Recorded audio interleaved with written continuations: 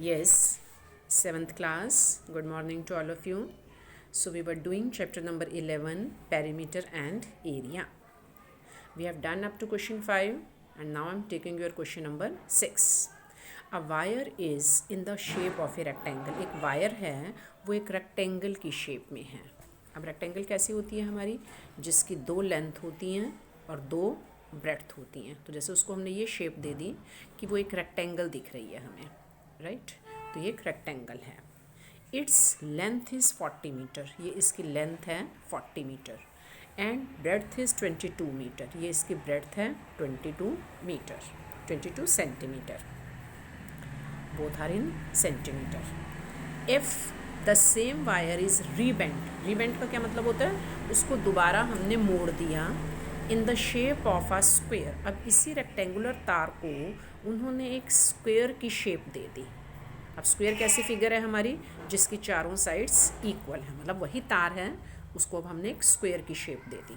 So what will be the measure of each side. अब जो इसकी साइड बनेगी वो हमने निकालनी है. And then we have also to find also find which shape encloses more area. किसका एरिया ज़्यादा है, रेक्टेंगल का या स्क्वेयर का. तो जब हमने एक चीज़ को मोड़ कर दूसरे में कन्वर्ट किया तो क्या होगा, दोनों का पेरीमीटर इक्वल होगा, क्योंकि यही इसी चीज़ को हमने ऐसे था, पहले ये रेक्टेंगल की शेप थी, अब हमने इसको क्या कर दिया, इस ढंग से मोड़ा कि वो हमें दिखने में अब एक स्क्वेयर दिख रहा है. तो दैट मीन्स जो दोनों फिगर्स का पेरीमीटर है that should be same. So perimeter of rectangle is equal to perimeter of square. Perimeter of rectangle का क्या फार्मूला होता है हमारा, 2 इंटू लेंथ प्लस ब्रेड्थ. और पेरीमीटर ऑफ स्क्वेयर का 4 मल्टीप्लाई साइड. अब 2 इंटू लेंथ है 40, ब्रेड्थ है 22, 4 मल्टीप्लाई साइड. अब 2 इंटू ये 4 और 2 6, 4 मल्टीप्लाई साइड. यहाँ से साइड आ जाएगी तो 2 इंटू 62 डिवाइडेड बाय 4. ये 4 इधर आकर डिवीज़न में हो गया, तो यहाँ से इसकी साइड आ जाएगी. 2 1 ज़ा, 2 2 ज़ा, 2 1 ज़ा, ये 2 3 ज़ा, 2 1 ज़ा. दैट मीन्स जो साइड ऑफ स्क्वेयर है हमारी वो आ गई 31 centimetre. Okay, so one part we have covered. What will be the measure of each side? each side हमारी आ गई. सेकेंड पार्ट में क्या करना है, also find which shape encloses more area. किसका एरिया ज़्यादा होगा, रेक्टेंगल का ज़्यादा होगा या स्क्वेयर का ज़्यादा होगा. So we will apply both the formulas for areas. So first of all area of rectangle. Area of rectangle क्या होता है हमारा, लेंथ मल्टीप्लाई ब्रेड्थ. अब लेंथ है 40, ब्रेड्थ है 22, तो ये आ जाएगा 880 सेंटीमीटर स्क्वायर. और अब हमने निकालना है area of square. Area of square क्या होगा, side multiply side. Side I थी उसकी हमारी 31, तो 31 into 31, this is 961 centimetre square. अब किसका एरिया ज़्यादा आया हमारा, 961 ज़्यादा होता है. So area of square is larger या मोर एंड इज़, और कितना ज़्यादा है, 961 से आप 880 माइनस कर दोगे,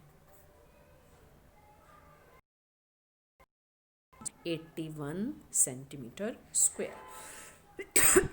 81 सेंटीमीटर स्क्वायर एरिया ज़्यादा है.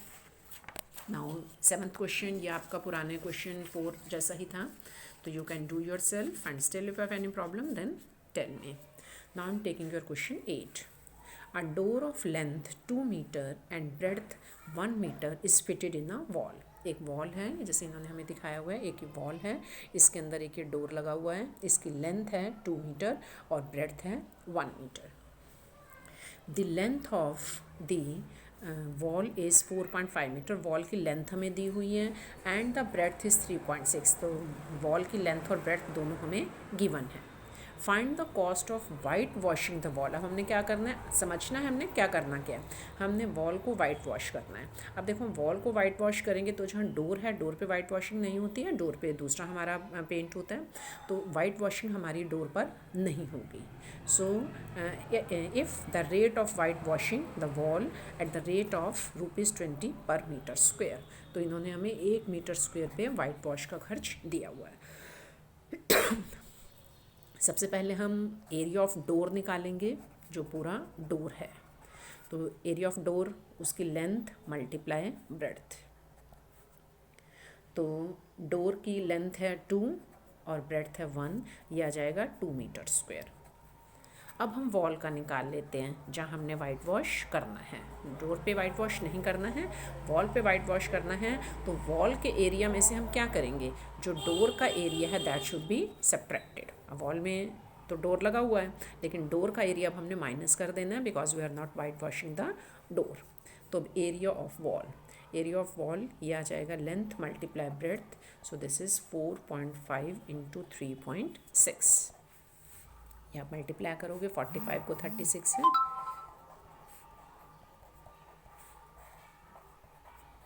So this will be 1620। अब डेसिमल के बाद एक ये है, तो 2 से पहले हमारे डेसिमल लग जाएंगे। So this is area of wall. Now we will find area which is to be whitewashed, जहाँ हमने वाइट वॉश करना है। तो हम क्या करेंगे, 2 में से ये ये वॉल का एरिया हमारा 16.20 है, इसमें से हम 2 मीटर स्क्वेयर माइनस कर देंगे। अब 16.20 से आप 2 माइनस करोगे तो क्या आ जाएगा हमारा, 6 में से 2 गया 4, 14.20 मीटर स्क्वेयर। तो इतने एरिया पर हमने वाइट वॉश करना है। Now we will apply statement. So cost of whitewashing at 1 metre square is equal to ₹20, कि 1 मीटर स्क्वेयर पर इतना खर्च होता है हमारा, तो 14.20 मीटर स्क्वेयर पर कितना खर्च होगा, इसको हमने 20 से मल्टीप्लाई कर देना है। पहले आप 2 से सिंपली मल्टीप्लाई करोगे, 2 0, 2 2 4, 2 4 8, 2 1, फिर हमने ये ज़ीरो लगाएंगे हम। पहले हमने 1420 को 2 से कर दिया, फिर ये ज़ीरो हमने एक्स्ट्रा लगा दी। अब डेसिमल के बाद 2 डिजिट हैं, तो 2 से पहले डेसिमल आ जाएगा। So this will be ₹284। Okay, यहाँ पे इसका डेसिमल रिमूव करके इसको अपॉन 100 करके इंटू 20 भी कर सकते हैं। 25 इसको कट करोगे तो 5 2 5 8 5 4 तो ₹284। So today now our exercise 11.1 is complete, and you will do all the questions of 11.1 in your notebook. Okay, and question 6 7 is of previous type question, so you will do yourself. If you have any problem, then tell me.